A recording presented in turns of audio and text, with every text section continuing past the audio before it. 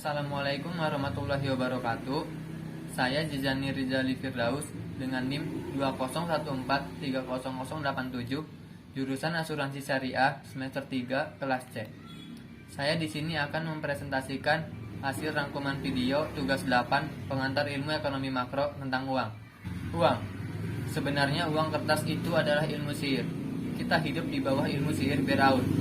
Dulu kita hidup seperti rakyat Firaun, dan karena itu kita perlu tahu dari mana datangnya ilmu sihir itu, supaya kita mengerti bagaimana kita mengatasi sihir tersebut. Dan kenapa kita harus kembali kepada emas dan perak? Karena Allah Subhanahu wa Ta'ala menciptakan emas dan perak karena bil haq. Allah menciptakan nyamuk diperlukan dengan fungsi tertentu.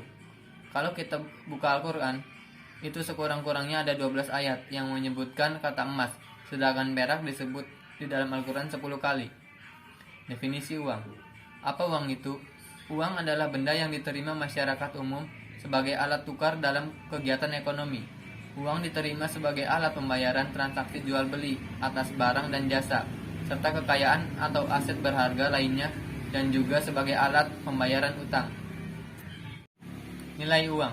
Nilai nominal, yaitu nilai yang tercantum pada mata uang atau cap harga yang tertera pada mata uang.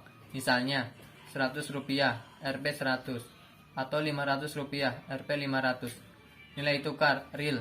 Nilai tukar adalah kemampuan uang untuk dapat ditukarkan dengan suatu barang, daya beli uang. Kriteria uang. Suatu benda dapat dijadikan sebagai uang jika benda tersebut telah memenuhi syarat-syarat tertentu. Pertama, benda itu harus diterima secara umum, acceptability.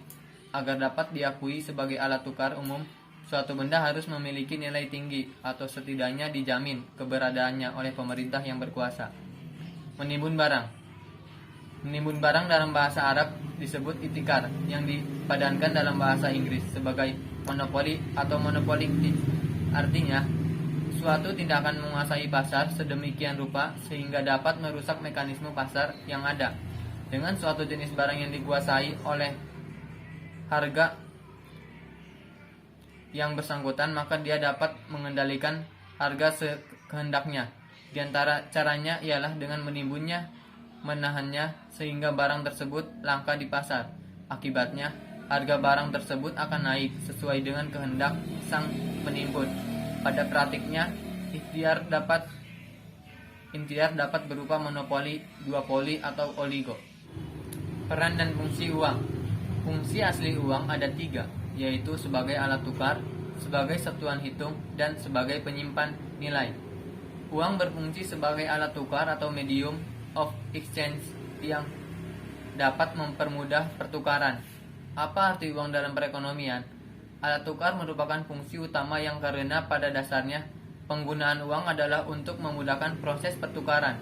Adanya uang dapat memudahkan kamu dalam menentukan pilihan antara pembeli dan penjual, sehingga tidak perlu lagi memiliki keinginan timbal balik seperti pada pola barter.